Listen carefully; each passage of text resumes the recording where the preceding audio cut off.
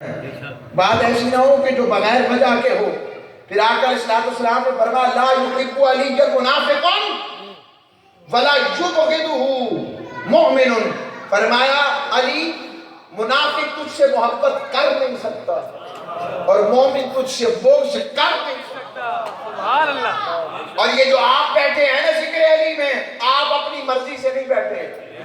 میں سندن کہہ رہا ہوں، آپ اپنی مرضی سے نہیں بیٹھے، آپ اللہ کی مرضی سے بیٹھے. سبحان اللہ. سبحان اللہ. آپ کے ذوق میں تو بات لگی. دلیل کیا ہے؟ میں قرآن کی دوسری آیت جو میں نے پڑھی، رب نے کہا ان الذین آمنوا، سورہ مریم، فرمایا وہ لوگ جو ایمان لائے، وعملوا الصالحات، اور نیک اعمال کرتے رہے، فرمایا سیجعل لهم الرحمن ودا، ان کی محبت لوگوں کے دلوں میں ڈالنا رب نے اپنے ذمے لے لیا. سبحان اللہ. حضرت عبداللہ ابن عمر سے پوچھا یہ آیت کس کے لیے اتری ہے؟ اصول تفسیر کا طریقہ ہے، کبھی آتی آیت خاص منظر میں ہے مگر حکم عام ہوتا ہے. یہاں بھی ایسے ہی ہے، یہ آئی آیت کسی خاص کے لیے تھی، حکم عام ہے، اس کی وجہ سے سب اولیاء کا ذکر ہو رہا ہے. پوچھا یہ کس کے لیے آئی ہے؟ کہ جس کی محبت لوگوں کے دلوں میں ڈالنا رحمان اپنے ذمے لے رہا ہے. فرمایا یہ آیت مولا علی المرتضیٰ کے لیے اتری. سبحان اللہ. سبحان اللہ. مولا علی المرتضیٰ کے لیے. حضرت عبداللہ ابن عمر فرما رہے ہیں. پھر اختتام کی طرف آ رہا ہوں. آقا علیہ السلام نے فرمایا انا مدینہ العلم وعلی شبابھا. اس پر بھی بات کی جاتی ہے کہ شاید یہ بھی حدیث ٹھیک نہیں ہے. جس میں مولا علی کی فضیلت کی بات آئے گی اس پر تان شروع ہو جائے گا. کوئی نہیں، تان والے تان کرتے رہیں، ان کے در کے فقیر اپنا کام کرتے رہیں. کیا بات. کل پتہ لگے گا کس کے نام پر چھوٹتے ہو. سبحان اللہ. سبحان اللہ. یہ ایک کتاب ہے، باب اس کا نام ہے القول القیم فی باب مدینہ العلم. اس کے اوپر ساری تصریحات ڈاکٹر صاحب نے دی ہیں اور بتایا ہے کہ یہ تم کیا بات کر رہے ہو، یہ کیسے بات کر سکتے ہو، اور اس پر سارے دلائل دیے ہیں اور وقت نہیں، اس کا صرف اشارہ دے دیا میں نے. فرمایا انا مدینہ العلم وعلی شبابھا، میں علم کا شہر ہوں، علی اس کا دروازہ ہے. اور لوگوں یاد رکھنا، دروازے پر 2 مرتبہ آیا جاتا ہے، ایک دفعہ آنے کے لیے اور ایک دفعہ جانے کے لیے. اور جو شخص دروازے سے نہیں آتا اسے کوئی بھی شریف آدمی نہیں کہتا. اور باری جاؤں حضور کے جملے پر بھی یہ نہیں کہا انا بلد العلم، میں علم کا شہر ہوں. مدینہ اور شہر اسے ہی کہتے ہیں جس میں ہر چیز آسانی سے مل جائے.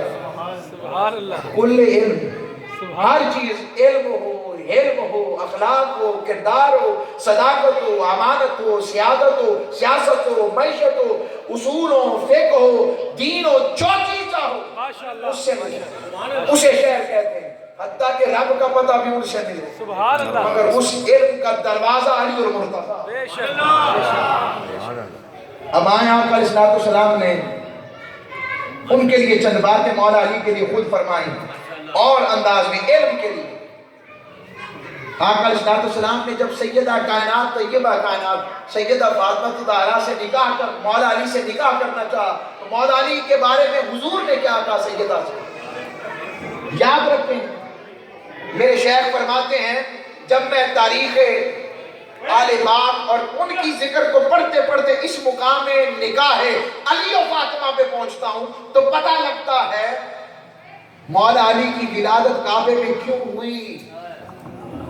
چونکہ رب چاہتا تھا دلہا میرے گھر کا ہو، دلہن مصطفیٰ کے گھر کا. سبحان اللہ. سبحان اللہ.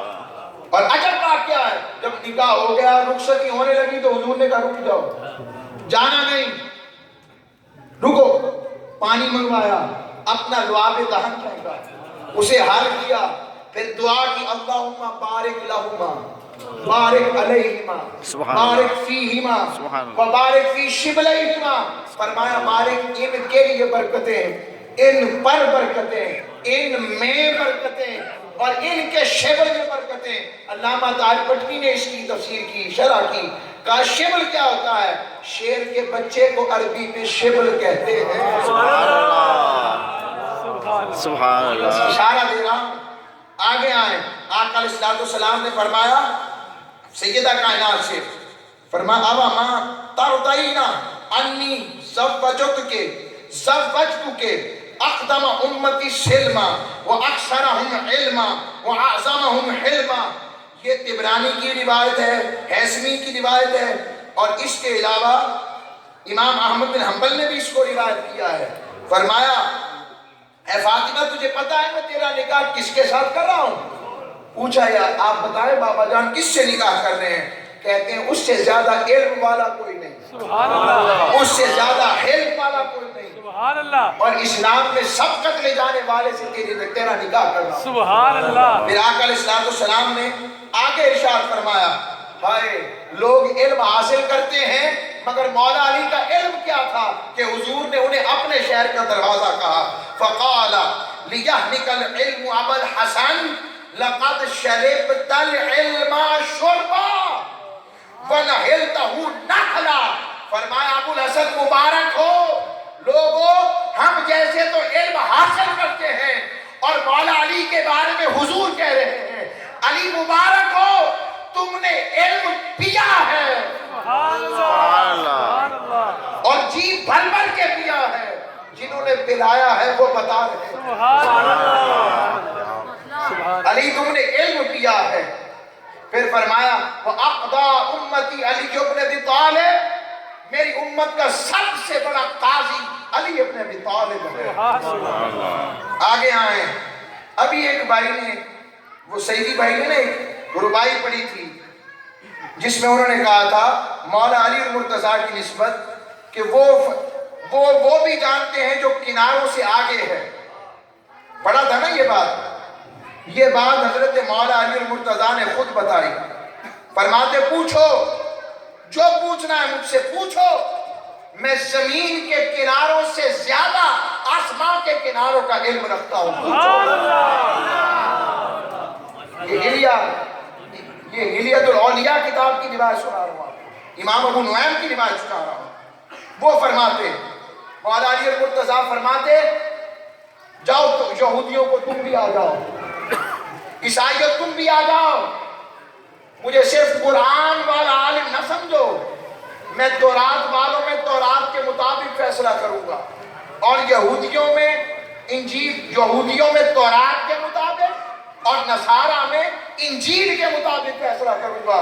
اور پھر فرمایا میں بسم اللہ کی بات پر اگر تفسیر لکھنا شروع کروں تو کہا 70 اونٹ بھی کم پڑ جائیں، بسم اللہ کے بعد کی تفسیر ختم کر۔ سبحان اللہ، سبحان اللہ، اور ڈاکٹر صاحب یہ عجیب امام غزالی نے مولا علی کی بات روایت کی ہے، فرماتے مولا علی اپنے سینے کی طرف اشارہ کرتے اور فرماتے یہاں علوم کا خزانہ جمع ہے، سبحان اللہ، کاش کوئی اٹھانے والا مجھے مل جائے میں اسے عطا کروں۔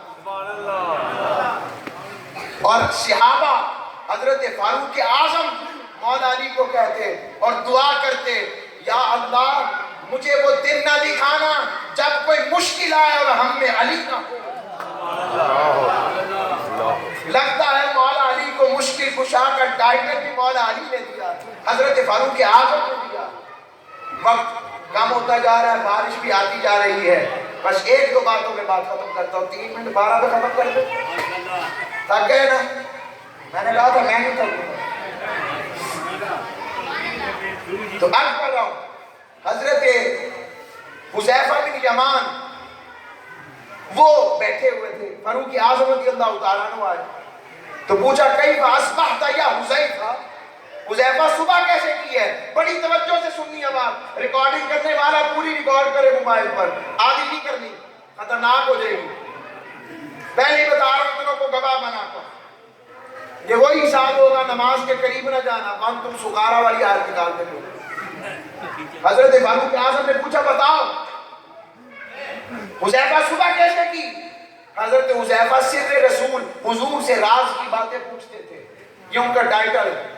پوچھا پوچھو، فرمانے لگے میں نے مومن حق کو مکروہ جانتے ہوئے صبح کی ہے۔ گھبرا گیا نا؟ میں نے اسی لیے کہا حق کو مکروہ جانتے ہوئے صبح کی ہے. میرے پاس فرشوں پہ وہ کچھ ہے جو رب کے پاس عرش پہ نہیں. بغیر وضو کے صلاۃ پڑھ لیتا ہوں. میں فتنوں کو محبوب جانتا ہوں.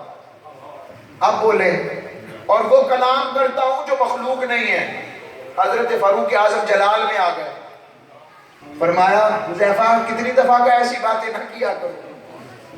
حضرت علی المرتضیٰ آئے, منظر دیکھا, پوچھا کیا معاملہ ہے؟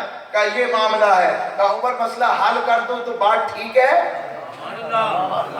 فیصلہ کر دو تو ٹھیک ہے. فرمایا قبول ہے.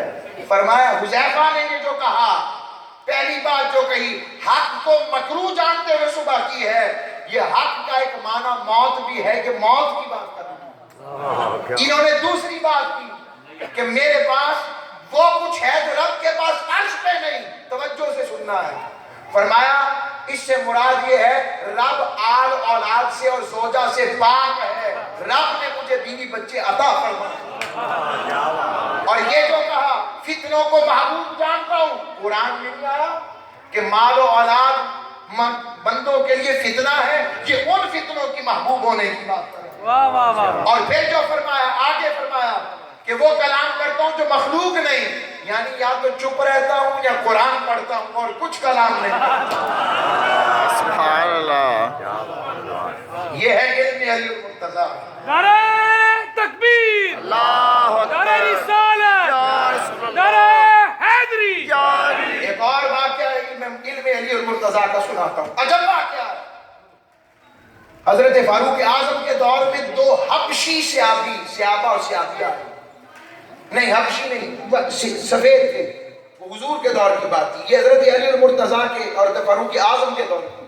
دونوں آئے اور جو بچہ انہوں نے دکھایا وہ سرخ رنگ کا تھا. سرخ رنگ کا, رتا جسے کہتے ہیں پنجابی, رتیا, سرخ رنگ کا تھا.